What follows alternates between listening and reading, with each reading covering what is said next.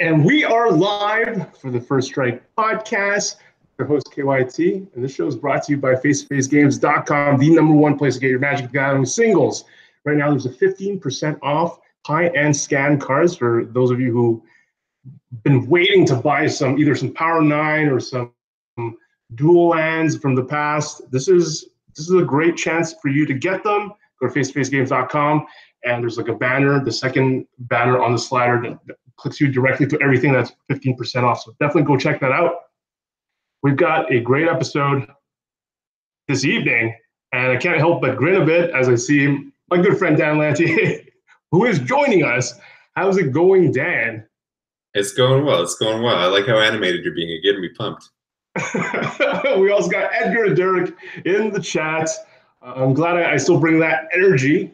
This past weekend, was gonna just randomly plug Shadowverse because I came from DreamHack, saw a lot of cool stuff there. Jerry came down and stayed at my place, and we went down there. He wanted to jump in the Shadowverse tournament. He didn't crush it because there's just like pros dedicated to that game. But it was cool to see Shadowverse, Hearthstone, all these other Rocket League, all these other different games there. Also ran into Pascal Maynard, who was trying to promote that esports site that we've talked about before. I forgot its name, Fan Esports or something like that. So it was cool to see that and everything jumping in the esports world. But this past weekend, GP Detroit, something special happened. Dan, I'll be honest, I haven't double checked. I just saw that there was a picture of you, Felix, and John, and I mean, I'm going to get laughed at because I did not decide to fact check this, but the photo was so low quality that I thought it was a throwback picture. So I made nothing of it. I just he's just reposting something one of those Facebook things. Yeah, it was pretty bad. I cropped the hell out of it because I don't know, it was pretty large and wanted to fit it all into one photo. But no, it was from this weekend, I assure you. I mean, I don't know why it looked. Maybe it was the lighting, but it looks grainy and it looked like it was taken 10 years ago. To be honest. Well, I mean, I don't want to speak mean of Detroit, but maybe it was the atmosphere. Maybe it was the air in the building in the city. All right, so Dan, you of course did really well, finished in the top 4. Yeah. How did it come? How did it come about? Is this your? I mean, I recognize the people on your team. So was this decided a long time ago that you guys were going to team together? Probably close to about 2 months ago. Yeah. I mean, John and Felix and I have been friends for literally going on 12, 15 years at this point. And it was probably about time that we got together for a team tournament. But yeah, I think John just I think he reached out to me probably about 2 months ago and said hey, there's a GP in Detroit. Would you want to team with Felix and I? And it was the easiest yes that I could put out there. Because I mean, the two of them are awesome players and good friends of mine, and I knew it was a recipe for success, despite my anxiousness going into the weekend and how rusty I surely am. It ended up playing out very well. I don't know if it was on a previous show or private conversations together, but we had decided, or we agreed that for you, it was time to scale back and you had focus on other things. And that's why you've been rusty, right? Yeah, I've taken a good deal of time away from the game. I had won a couple Grand Prix a couple of years ago, hit gold, was gold for a couple of years, hit silver. And then just decided, I'm approaching 30. I haven't really put much time into my career. I have my own place that I need to take care of, and a lot of things that I need to do in my own time. So I need to start focusing on things that weren't Magic, and that took me away from the game. And yeah, I mean, it's been a while since I've been a regular at events, and I'm not saying that time is going to come back. I'm still gonna, play sparingly, but it's good to see that I can still do it if I want to, Watch out for that big 3-0, Derek. So Dan, how did you prepare for this tournament? What was the approach for Team Unified Modern? There wasn't a whole lot of approach to. I mean, there weren't a whole lot of card considerations for the deck that were made because of the unified format. It was decided pretty early on that it would be best to put Felix on Valakut because he basically knows nothing else. That's not to discredit Felix in any way. It's just, playing Valakut is what he does best. And then it was just a matter of, figuring out what other two decks both complement, that choice and would be good for the event. I am familiar with control strategies. I had a lot of respect for the blue-white archetype in this current iteration of the format. And I spent about a month, just playing local events and sort of, tweaking and tuning the deck to where I felt it was best positioned. And then it was just a matter of finding any deck out there in the universe that sort of fit within the 3-deck model for the unified format. And we just sort of handed John a ham sandwich, and that was Humans. Universally considered one of the best deck, if not the best deck in the format. Some people, I had tweets online on different accounts that wanted you to come on because you play blue-white control and you top 4 to PPTQ a week ago. Is that true? This is no, I won one a week ago. Yeah, I decided to go to Montreal on a whim. My friend Matt was just like, "Hey, there's a PPTQ in Montreal. You want to come?" I was like, "Yeah, sure." Sure. And, I went along and won that. Was that the same format? Was that modern? Yeah, it was modern. Played blue-white just the same. Basically the same list. I think I changed one card. It was a small event. It was fun, but it was good. It was essentially one of my first tournaments in like a year, with the exception of like a team tournament in Toronto where I teamed with Fournier and Tyler Nightingale. That was basically the second or third time I'd played in like a calendar year, The weirdest team of all time. It was not normal, no. Initially, I had just sort of like a brainchild that I wanted to have, Phil Sams and Fournier on my team just on a whim. I thought it'd be fun. And Fournier told me, he'd already committed to Tyler. So I was like, okay, let's do that. So played on that team. But yeah, no, I was in Montreal the weekend before to just play a tournament on a whim. Had a lot of fun with it. Obviously did well, and just ran it back the very next weekend in Detroit. And obviously, the fruits of my labor, whether that you can call it that or not, paid off because I was definitely more familiar with the deck than I would have been otherwise. Way to go from old man who is sick and tired of things to the most hyper player that I can think of in terms of energy level. I'm gonna let Edgar ask questions about your specific list, and that's what like the fans of the show wanted, is to pick your brain on blue-white. Sure. Yeah, so I'm just taking a look at your list, and it looks pretty normal for the most part, but you made some interesting decisions, I think, that most people don't do. Specifically with your Jace to Fairy split numbers, I think is a bit abnormal, and your counterspell suite. So do you want to touch on that? Yeah, I mean, I think the Planeswalkers are pretty normal. There's some like interchange with the numbers. I see some people playing, 1 to Fairy. Sometimes they drop down. Some people drop down on Jace. The Planeswalkers are basically just how you take over any matches. And they're the best cards in the deck. And there's very few matches where you don't just want to like slam those as early as possible, whether that's turn 6, turn 7, turn 4, turn 5, if you hit a Terminus early or what have you. There's just no better way to take over the games. The counterspell split, I think, was actually, that's where like some actual thought went into the numbers. There's a lot of deck lists out there playing multiple copies of Logic Knot, some copies of Remand, Spell Snare, what have you. There doesn't seem to be a whole lot of, I don't want to say intelligent decisions, but like it just seems to be people playing cards on a whim. I actually put some thought into it.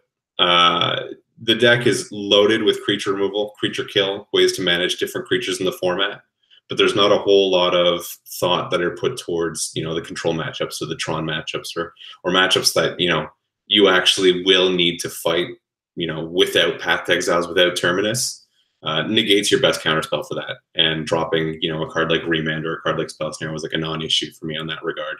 I figured you could deal with a lot of the creatures that Humans is presenting. With all your creature removal, you don't need to focus any card slots to mana leaks or Logic Knots or what have you. And besides, half the creatures are uncountable in the format anyways. So it's not like those cards are going to be paying any dividends at all, and they usually get boarded out too. And then the split between Logic Knot and Mana Leak, I mean, the deck doesn't have a whole lot of velocity, so Logic Knot is largely irrelevant in the early game for the most part. But I'm not so comfortable with the deck to want multiple copies of Mana Leak just because the games do go long and that card does lose a lot of value. So the split there was largely because, I mean, the cards are very, very similar in their effect, but, you know, one is better for early, one is better for late. And I mean, it's just, you know, it's a logical split to me to sort of, you know, balance the late game, early game balance. I see a lot of lists playing like Wrath of Gods and Supreme Verdict's main deck too. I'm not really a fan of either of those two, just for the fact that there's so many recursive creatures like Bloodghast and Flamewake Phoenix, and you know, even the corner case of, you know, creatures from the Boggles deck that are just very you know, impervious to destroy effects. And I wanted my Wraths to essentially guarantee a board clear for any creatures that are trying to kill me. So playing Settle the Wreckage in addition to the 4 Terminus guaranteed that whenever I was casting a board clear, it was actually having an effect. And I was able to relegate, you know, the other destroy effects to the sideboard where I could actually pick and choose the matchups where I'd want them. Is there anything you would change about the list going forward? Oust impressed me a lot. And I do think that having probably one more copy of a creature kill that's, you know, has an effect before turn 4 for a matchup like Humans or for a matchup like Hollow One is super important. I'm kind of torn as to what I would cut for that, but I do think I really want a second copy of Oust for those matchups, like I said. So I was thinking about maybe cutting a Search for Iskanta. I was thinking about maybe cutting a Snapcaster Major or Teferi. I haven't yet really sat down to play out those numbers and see how that works out, but having something else, because I did struggle with the Humans matchup a little bit, fighting through Meddling Mages and fighting through the freebooters can be a little difficult, and it's really easy to get locked out post board when they're boarding out or boarding in, you know, cards like Kambal and Gaddock Teeg and what have you. So it's good overall, though. I was really, really impressed with the deck. It fared very well. I felt, I'm not going to say unbeatable because I certainly lost a couple matchups, but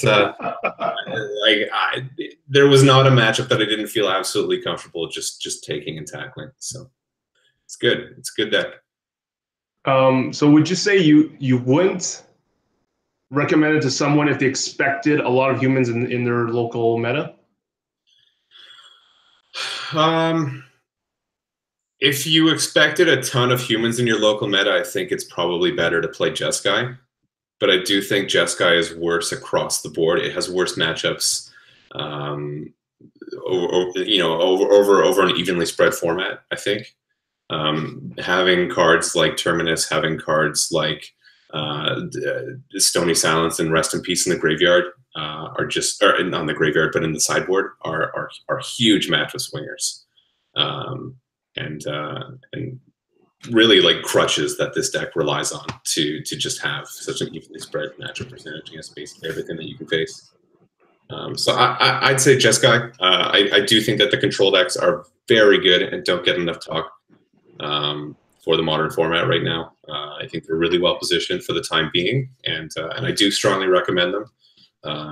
If I do end up going to the SCG for this weekend, for what it's worth, like I will be playing white blue control. Like there's no question in my mind. So who did the best during your team? Did everyone feel really good about their deck choice afterwards, or was it just you and John, or everyone? Everyone on the team loved their decks,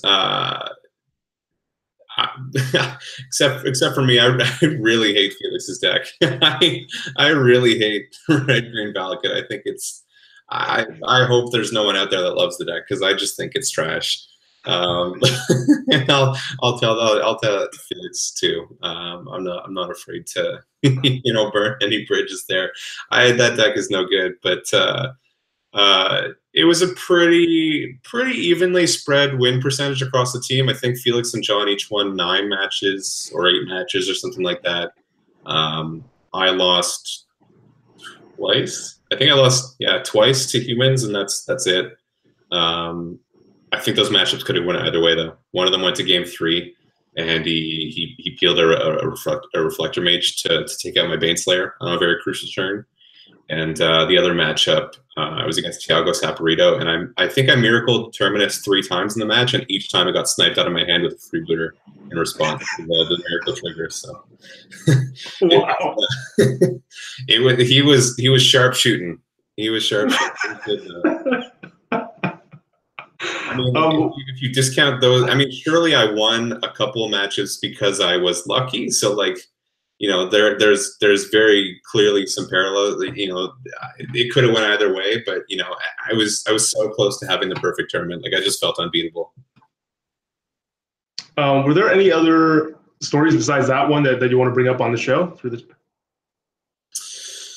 stories? No, nothing that really comes to mind. I want to say it was a really uneventful tournament, but I mean, clearly that's not the case. I mean, I started my tournament playing against like a mono blue prison deck, something I'd never seen before. And I must have spent, honestly, the first half an hour of the match just playing a completely hopeless game 1 before realizing, like, what the hell am I doing? Like, I'm just going to go to time and this is not going to work. But I literally won game 3 within 4 to 5 minutes. It was pretty great. I must have been playing at light speed. That was probably the most interesting thing that happened in the tournament. My the unfortunate thing about team tournaments is that you'd think that there'd be much more to talk about because it's 3 teammates, 3 different matches going on at the same time. But you know, my focal point was really just my matches, and most of them went pretty long. And so most of my tournament was just me dialed into, you know, my games. I didn't really get a chance to see much of what was going on in Felix's matches or much of what was going on in John's. So, yeah. So what does this result give you? Gives me a PT invite. So, I mean, just as soon as I fell off, I'm back on. Seems that year hiatus, you know, didn't really... it didn't stun me for very long, and I guess, you know, a quick infusion of cash. But more than anything, I think it gives me some confidence that, like, you know, I don't need to invest as much time as I was before. You know, when I was playing as regularly as I was 3 years ago, when I won, you know, the 2 Grand Prix in that same year, I was playing 3-4 times a week. You know, now I'm playing like 3-4 times a year.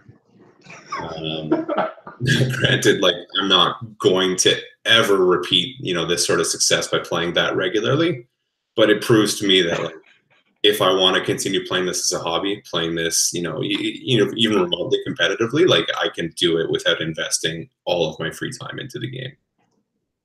I love the contrast. Just because, like, Edgar's been crushing it consistently. He's been coming on the show over and over again because of his results.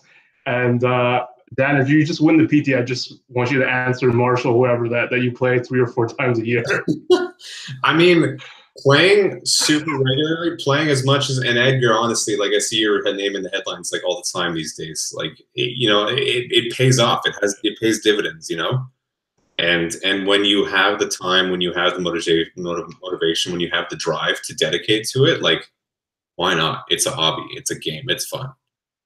But you know, maybe I'm just maybe I'm just old, and I can't dedicate all that time anymore to the game.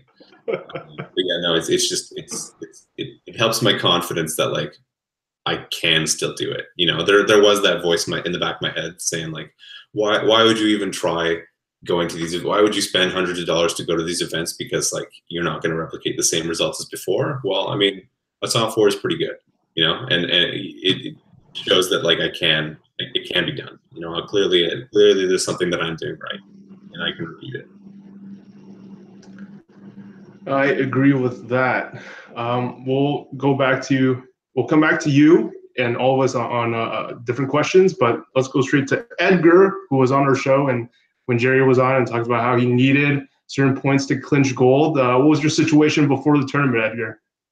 My situation was that I was 1 point off of gold, but I was capped in terms of GP slots, so I needed a 2-point finish, which was a 10-3-1 record for a team Grand Prix, and we got 10. We went 10-2-2 as a team, so I just barely got in there and got the last point I needed for gold, which was a good feeling when it happened.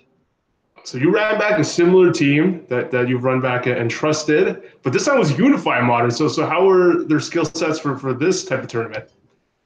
Yeah, we can't have Dilks just winning every legacy match, which is unfortunate. But it's not that much different. We played we're just still good friends, and we test a lot together no matter what the format is. So we had a pretty decent idea ahead of time what we wanted to do. Tarek had been playing a lot of KCI and really developing that deck to a spot that he likes, and he's kind of deviated from the norm, but he's been having a lot of success with the deck. So similar to what Dan was doing, where we had this like one anchor deck, we kind of picked our 2 other decks centered around that one to best complement its weaknesses and strengths to try to tackle the metagame of what we expected. And it worked out for the most part. We got a little unfortunate in some spots, and I think we made some mistakes, but we got just enough wins to get me to gold, which was the goal for the weekend, I guess, if nothing else. Say the whole deck configuration again. So it's Tarek was on KCI. Yeah, Tarek was on KCI. Dilks ended up playing humans, and I played Blue-Red Gift Storm. Dilks playing humans was something we decided on early. It's a powerful linear strategy that Dilks could learn quickly, and or whoever played it could learn quickly, because none of us had experience with the deck, but it felt like such a strong pillar of the format, and we felt like we wanted to kind of just pick 3 decks to just maximize raw win percentage, because the unified aspect of Modern didn't really have that much restriction in terms of deck selection. So we thought it would be, especially with all the success that Humans has been having recently in the hands of other Toronto players and just in general, we thought it would be a mistake not to have that deck. And for the 3rd deck, it basically came down to what we could play, knowing that KCI and Humans were going to be our 2 decks. And I had tested a lot of control. I had tested some red-black hollow one, and I tested some Storm, and I just eventually ended up settling on Storm because we expected a lot of teams to have the blue-white control deck and some sort of Ancient Stirrings deck, and we thought that the Storm deck could prey on both of those strategies while being pretty even with the Humans deck. Surprisingly, we figured out through testing. So. Well, is this deck played much? This Blue-Red Gift Storm. It's not played as much recently, but it's started to pick up steam again. It was a big player a little while ago, but Modern's been so cyclical recently, and I think the consensus was that Humans beat Storm pretty handily, and it definitely did with the old iterations of Storm. Like a Game 1 Meddling Mage on Grapeshot would be lights out for some lists. But the PGO and Finkel and them ended up playing Storm at the Pro Tour 25, and they wrote in their tournament reports that they actually felt ahead against the Humans matchup with the changes they made to the deck. And when I tested the deck myself, I found I was achieving pretty similar results too. So I think some of the changes they made to the deck were good for that matchup, and maybe makes the deck a player again in the format.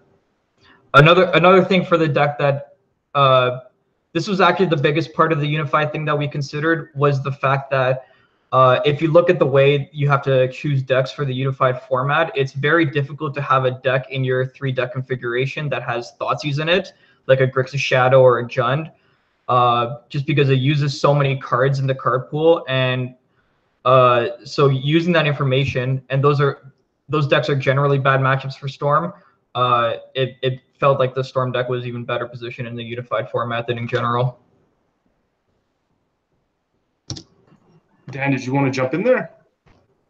I'm curious to hear more about how, about that Thoughtseize comment, basically.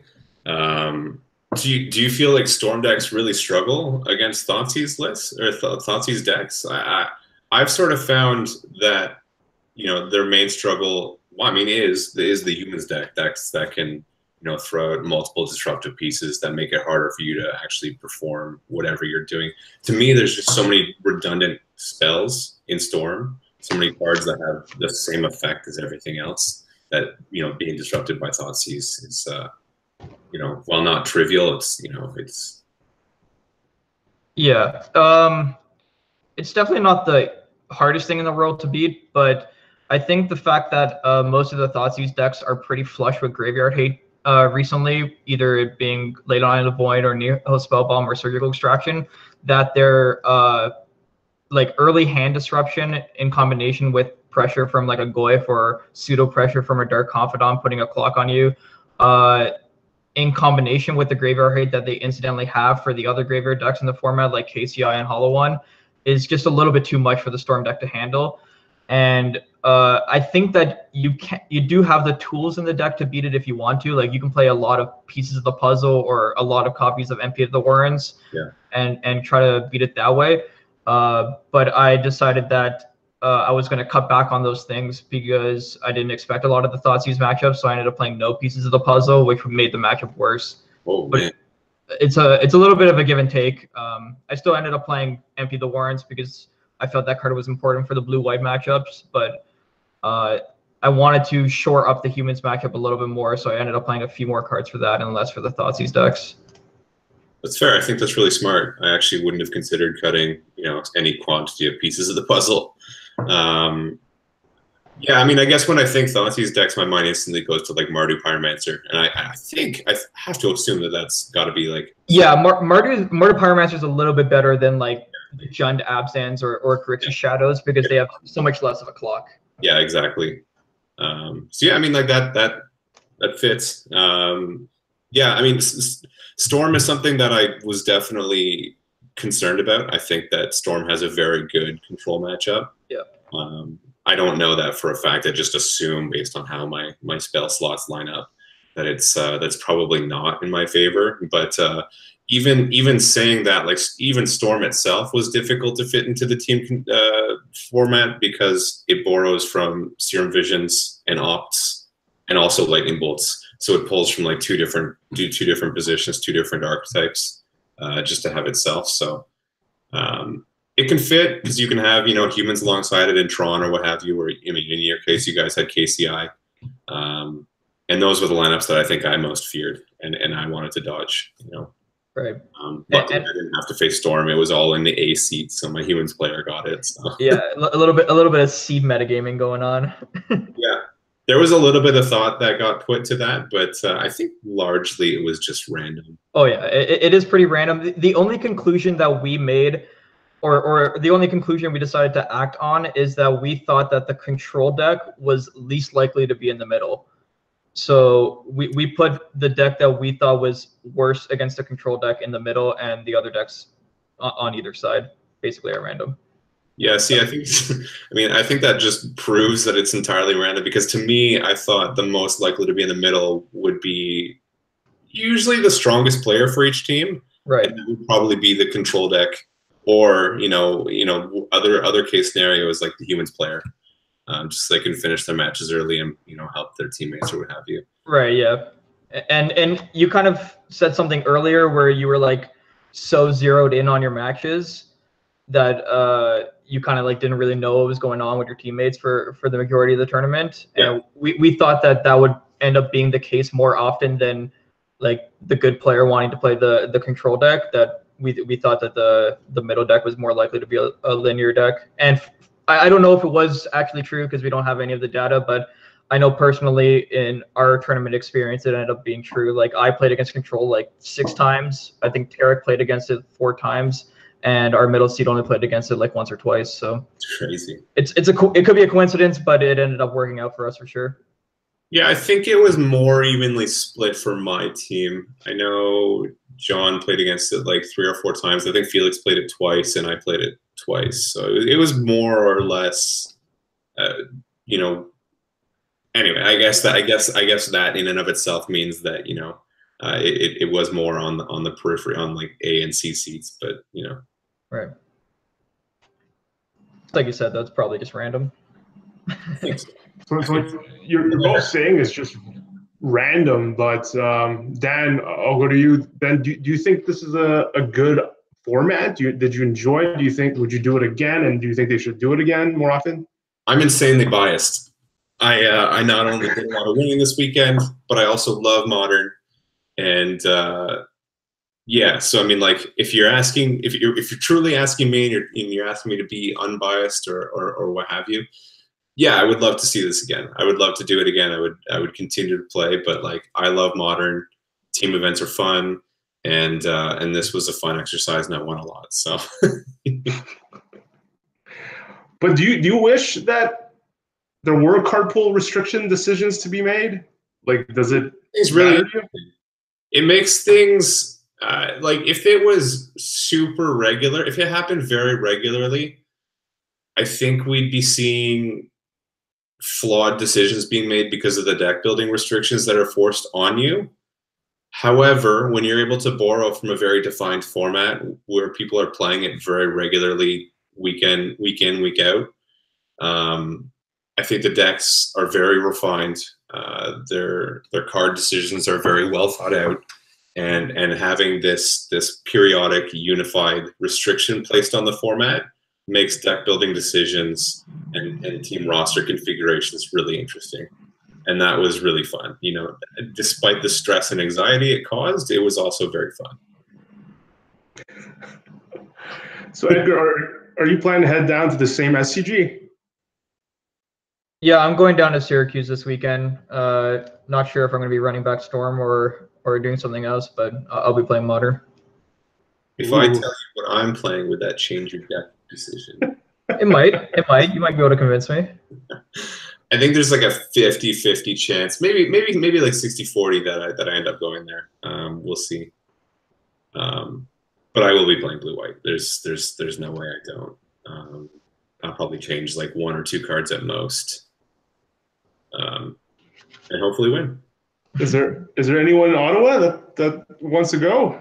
Yeah. My friend Matt reached out to me basically just as soon as he found out I was in the top 4. He's like, hey, I know you have a match to focus on, but there's an SCG next weekend, and I've got the bug. So it's like, all right, Matt. Well, we'll see. I got to go now because I'm in the top 4 of a GP. Derek, have you been playing Modern these past couple of weeks? Not really, no. I looked at a couple lists when I was thinking about going to Detroit, but ended up not going. I haven't really played any of the pre-TQs just because I've been busy with other things, and I'm really over the pre-TQ system, so I've been like not really putting time and effort into doing that. For the most part, I've just been playing Standard and a little bit of Limited. Modern's like not my favorite format. I think I've paid more attention to Legacy than I have Modern, and I'm probably never going to play Legacy in paper. So that's how I feel about Modern. All right, so anyone who wants Derek out of this hangout, listen, like we can agree that Jace is busted, but I don't know if we can agree that the format's good or healthy. But this is ridiculous. Maybe, yeah, I don't know. I'll stick to Standard. It's fine. Don't worry. Yeah, Modern's healthy because they don't have to die to Splinter Twin on turn 4, and they don't have to, suffer through Gataxian probes anymore, and birthing pods and all. People don't realize how good Jace is, or they don't remember how good Jace is. I think, and that point is soon coming. I think. If we had Twin or we had Pod in Modern would be my favorite format, not close. But right now, it's just like this format's kind of bad. Humans is okay. I don't really feel like playing this. I'll play the new destroy any permanent. Get a land card. That card's sweet. Speaking of Modern cards, that card is pretty good. Yeah. We'll wrap the show with new cards, but before that, Derek, I know it doesn't affect either of us at the moment, but last week WotC announced some major changes. There's going to be 6 PTs next year, and a bunch of other changes and they're going to shrink. They're going to somehow shrink the amount of participants at these PTs from, I think I read, from 400 to about 300. More details later on how they're going to go about doing that. But they did mention that they're sticking with the whole PPTQ to RPTQ system. For you, Derek, was there anything that you either got excited about or got let down by from the announcements? One thing I guess maybe is kind of weird to be excited by, but they're putting another PT, or the first PT in Brisbane, Australia. As a person who, like, my only 2 PTs have been in United States, it's really nice to see PTs in Barcelona, London, and Brisbane. I also like that there's 6 PTs. I was reading, some people said it would be harder to qualify, but honestly, it just means there will be more qualification events. And the whole fact that they have the pro player consultants working towards fixing any issues about this entire thing makes me really hopeful for a progressive professional Magic in the future. And I think having more pro tours in general is just a good idea. I personally don't watch a lot of Grand Prix coverage because I find up until the actual top 8, there's not a lot of coverage that I'm interested in as a competitive player. Sometimes there's mistakes, sometimes there's decks I don't want to see, or sometimes they're not following players. I find when they did the Reed Duke thing, it was really riveting and interesting, and I wanted to watch all of it because I was following a player the entire time. At Pro Tours, I feel they do that very, very well.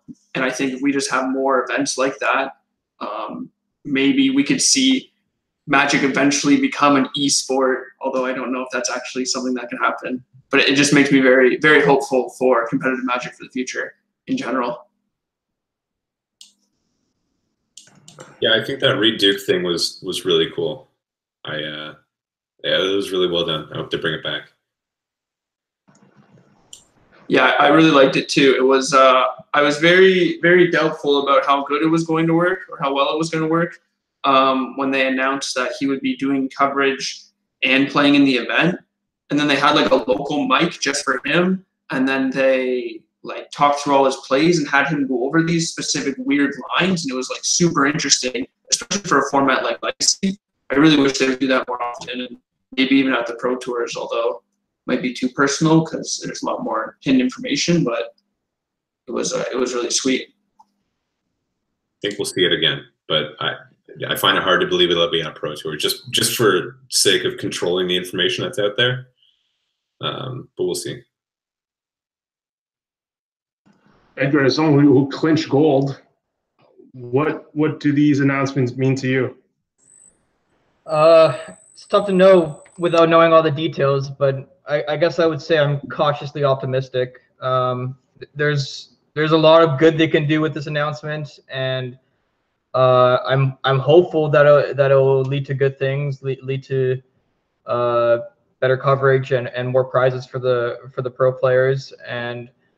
But we just gotta wait and see. There's gonna be an announcement coming up, and I'm hoping that it's gonna be good for the players. So I was able to just pick Jerry's brain a little. I think some people on Twitter, the Twitter storm was like, well, stop complaining. WotC's putting more money in because there's more PTs, but since they're the same amount of flights, right? Correct me if I'm wrong, Edgar. And then so for some of these extra PTs that you have to still put a lot of effort and probably spend a lot of money on, I think it's hard to tell whether it's more EV for you or not. Yeah, it's hard to say. So there's 2 things that we have to consider here. The first thing is there's a lot of people saying that they're dumping 500,000 into the prize payout for the year, but we don't actually know that for sure because we don't know if that money is going to be coming from fewer Grand Prix or something like that. And it's actually only technically one more Pro Tour in the not in the calendar year, but in the season year. So it would be plus 250,000 even if they didn't change anything.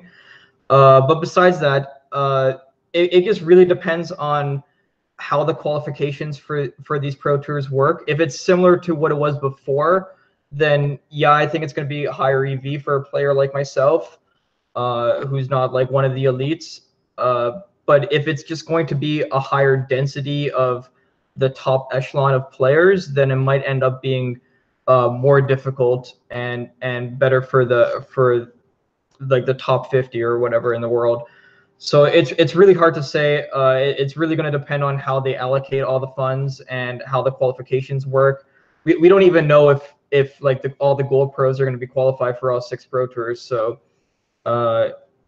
I'm hoping that I will be and that the rest of the golds will be, but we're gonna have to see how it's gonna work out.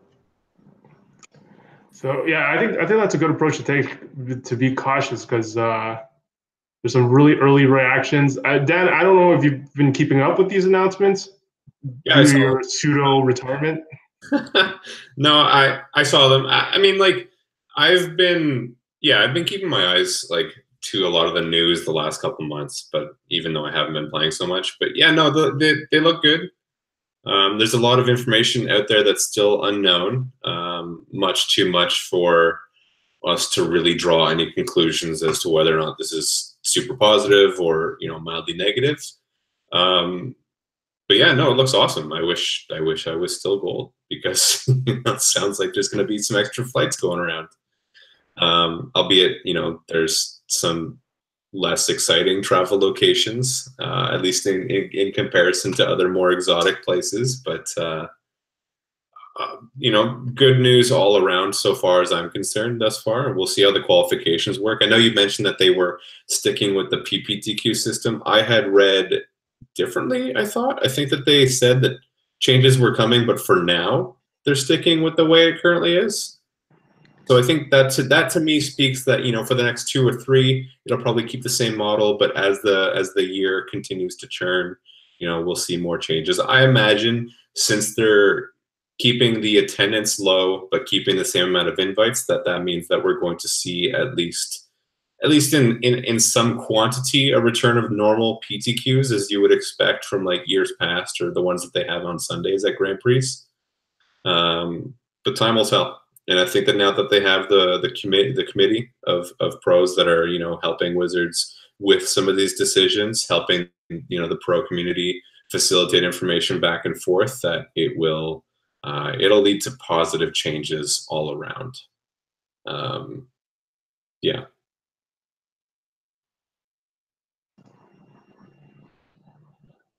Yeah, I'd have to go back and read it, but I wouldn't be surprised if they change. I do remember they also wrote about how, like, they're not sure. They have to announce like how GPs and stuff are going to work. So again, with Edgar, cautiously optimistic. Yeah, there's a lot of unknowns still out there, and you know, 2019 is fast approaching, and we still don't even know the GP schedule, which is a far cry from years past. So it tells me that there's a lot of big changes coming, and it's just a matter of, you know, locking down those details. So I'm looking forward to. I think they announced, you know, come the end of the month that we'd have all the details. So hopefully, you know, as Ravnica approaches, so do those announcements. Is that the perfect way or what? Yeah. We're going to wrap up the show with some Guilds of Ravnica cards. Of course, we got to talk about Assassin's Trophy. The instant black-green, destroy target permanent an opponent controls. Its controller may search the library for a basic land card, put it into the battlefield, then shuffle their library. What do you think about this card, Derek? I think this card will not be groundbreaking in standard, but will be very good in other long-term constructed formats. Obviously, a lot of people are speculating that it will be the downfall of certain land decks in Modern, but I don't know if that's entirely true. It's probably just like another kind of Fulminator Mage or another kind of like Stone Rain effect or something. It's not really that backbreaking, I don't think. As for standard, I don't think it's better than Brass's Contempt. If anything, it makes there for room to be like a green-black aggro deck, because they are the ones that benefit the most from destroying a problematic threat like Teferi and having a mana advantage in not having to play Brass's Contempt. So one of the biggest issues I know with the blue-white control deck right now is that they 1-for-1 with you, and then they play Teferi. If you're not playing cards like Never Return or Vraska's Contempt, it's very hard to deal with a problematic Planeswalker or like an enchantment or something like that. With this card, you can sort of break tempo. They get a land, which is usually irrelevant, and then you can like use your mana efficiently. Instead of having to spend 4 mana, you can play 2 2-mana spells instead. For me, that's the biggest impact for Standard that I see. But I think it's much better for Modern, personally. What about you, Dan? Does this get you excited? Yes. I think this card is at least slightly overhyped. I don't see this as being, like format changing, or I don't see this eliminating some strategies from the format. I have seen a little bit of chatter about how this is, an excellent answer to Tron, et cetera, et cetera, et cetera. Yes, it is. It keeps decks like Jund and Abzan and Sultai, what have you, any decks that can play green and black mana, keeps them competitive against decks that they would otherwise have been dogs to or down against. But giving them a land is a real thing. A lot of these black-green decks work on resource denial and being able to sort of choke their opponents out from being able to do things. See Liliana, see Thoughtseize, see Fulminator Mage, see all those cards that tend to try to take your opponent's resources away. This very clearly kills problematic permanents like Jace, like Karn, like Urza's Tower, things that Jund would otherwise have struggled against before. But it gives them something, albeit small, in return. It's going to be a very good card. It's going to see a lot of play. It's going to make decks like Jund a little bit better, probably keep them competitive, but it's not going to put them over the top or anything. So it's definitely something to be excited about. To me, honestly, I think this card has more of like a broader appeal in a deck like Dredge or something, in a Dredge sideboard, being able to deal with something like Leyline of the Void after board, or, Rest in Peace or Relic of Progenitors, just, something that it otherwise would have really struggled to deal with any one hate card. I see this having broader applications in a deck like that, where it doesn't really care that it gave its opponent a basic land, because it's just going to overwhelm them with card advantage from the graveyard. That's where my head's at. I think you're going to see it in non-intuitive strategies like that, and it's going to be good, but perhaps a little overhyped. Edgar, do you agree with Derek's assessment that it might not be that hot in Standard? Yeah, for the most part. I think in Standard, unlike the other formats, giving them a land is going to be less trivial of a cost, especially if you're playing some sort of black-green mid-range control deck. Just ramping them into a position where they can play a threat with a counter backup or a duress backup is going to be pretty relevant. If you want me to talk about Legacy, actually, is something I'm really excited about for this card, though. As someone who's played a lot of Baleful Strix control decks in Legacy, I think that this card is going to give the Sultai decks on Legacy a tool that it much needed in the format to make it competitive.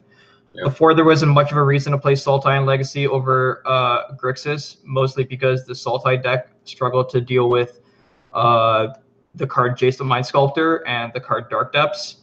And this is a card that lets you answer both of those things, and it gives you a reason to play Sultai over Grixis in Legacy, and is something that I'm very excited to explore once it comes out.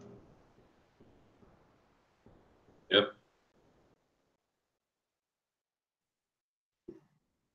Yeah, I didn't think about that at all. Derek, what was the card you mentioned in the middle of the show? It was that card. What was it called? Assassins. Okay, was there another one that you wanted to talk about? I was just on Reddit, and I think Disdainful Stroke just got printed or reprinted or announced. Oh, yes. So that's pretty big for standard. I think it was a Japanese website. It's roughly translated. It's a 2-minute instant, so it's Disdainful Stroke or Remand. Yeah, no, it's Disdainful Stroke. I just looked it up as well. Yeah, so that's really exciting. I think that the new Is It mechanic looks really powerful for limited. I was thinking about that today. Considering GP Montreal is limited, I'm probably going to be playing a little bit more limited, and I think that blue as a limited color is going to be one of the more powerful colors in the set, with the ability to flash back a card by like discarding a land or whatever. And other than that, like to me, the set looks pretty pushed in power level. There's that 6/6 for 4 green hexproof creature that isn't legendary for some reason. That seems kind of broken. They like gave it pseudo doesn't have hexproof, but like who cares, right? It's still 6/6. Yeah, it's double green. It's not even 2 colors. They're just like, yeah, okay, we'll just print this giant green monster. I don't know the format. It looks like a lot of fun. Like I love Ravnica. Ravnica is one of my favorite sets. The past 2 Ravnicas we've been to. This is going to be super exciting. Yeah, super excited. The drop, so it's nullhide Ferox. Yeah. Hexproof, you can't cast non-creature spells. That's its downside. But and any opponent can pay 2 to make it lose all its abilities. But for 6/6 for 4, I mean, who cares? yeah, like pay whatever, pay 6 mana to Raska's Contempt or something. You know what deck doesn't play non-creature spells? What? Green Black Stompy. It just plays Galtas and like a couple vehicles, and all the vehicles are rotating, and so is Blossoming Defense. So you can just play this mono green beatdown deck with Steel Leaf and Llanowar Elf, and just look at your opponent in the eyes as you beat them up, and they're going to be like, I have this black-green removal spell now, and you're like, I don't care. I'm just going to play another one. Absolutely ridiculous.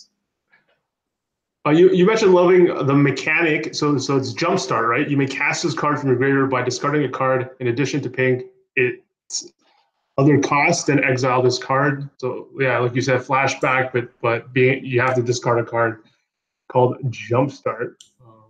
Yeah, I think that mechanic's super sweet. I think Wizards did really well with that one. It's going to be like a pretty deep mechanic that not everybody will be able to pick up on right away. And it's not weird like what's that one where it like exiles itself and you cast it on your upkeep. I hated that one. It was really annoying. Rebound. Yeah, it's not Rebound. Is it? I hated Rebound. I thought it was stupid. Isn't that from Is it the Eldrazi? Or was that it? Was that it? Is it? It was a blue mechanic. I don't know if it was Is It. Yeah, I just remember Distortion Strike as one of the only playable ones. Yeah, like and the Stagger Shock. Yeah, Stagger Shock. Yeah. Yeah, that was Rise of the Eldrazi, right? Yeah, but like it just always felt like an Is It mechanic to me. That's fair. It does. To be fair, it really does. Yeah, I just feel like this is a good blue-red mechanic. So. Some are speculating, like Kelly Ackerman on Facebook, that this might be the best-selling or most attended pre-release of all time. And it's interesting to bring things back where it's been a while where you got to select a specific clan, whether it's Boros, Dimir, etc. So I think that's really interesting. And like Derek said, Ravnica, he loves Ravnica. I think a lot of people do. So we should see a lot of excitement at the pre-releases for this particular set. And I think we're going to talk more about the set and its different cards next week, where we'll actually be spoiling the card, revealing our spoiler. I don't know if I'm doing it on Twitter or live, because I think the day for me to reveal it will be on Monday. Whatever, we'll figure that out. And yeah, that's for this show. If you want to support the show, go to patreon.com/firststrike, or just give this video a thumbs up, give it a like, subscribe, leave a comment, do all that jazz, and that keeps us going. Dan, anything you want to need to plug before we let it go? No way, man. Got nothing. You got nothing. But they can follow you on twitter.com/ I have no idea. I'm at Dan Lantier. Dan Lantier. And who is your pick to win the Stanley Cup next season? Let's get it on air.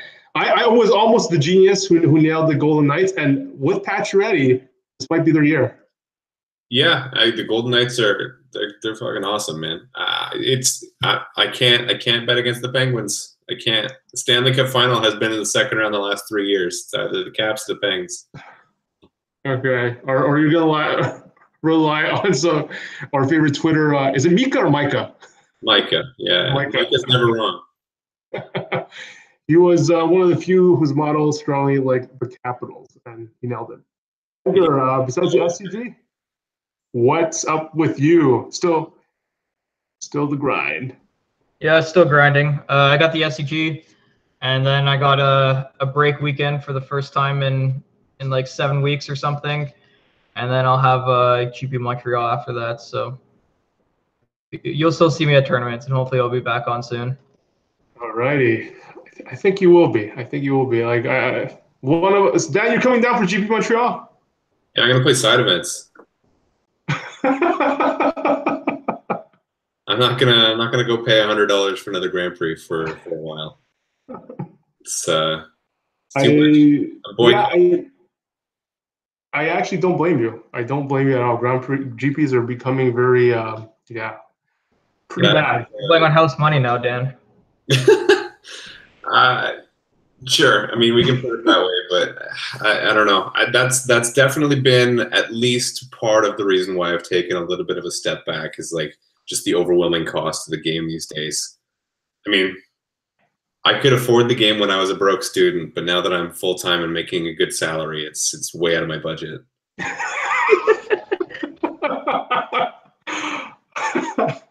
And hopefully we'll see a Felipe Samuel show up at Montreal.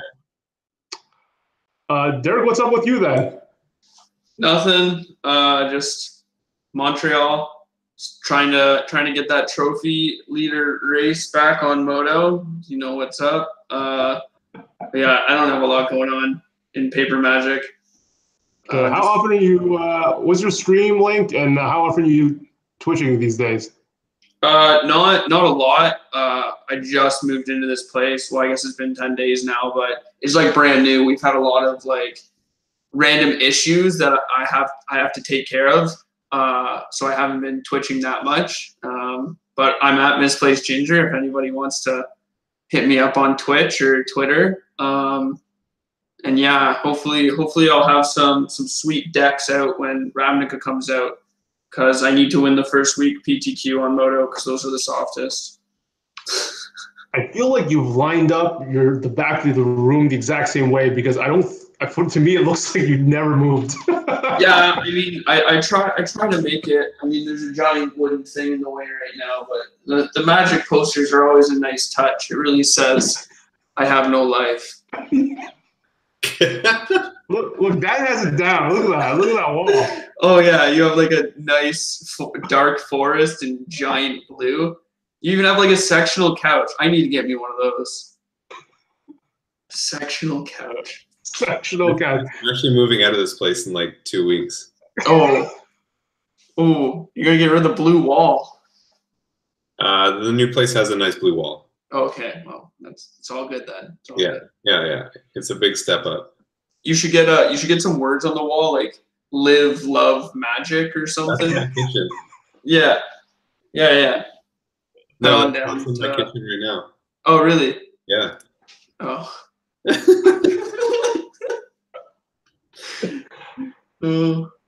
All right, guys. Thank you for joining us. Thank you so much, Dan, Edgar, and Derek, and we'll see you next time. Thanks, guys. Yep.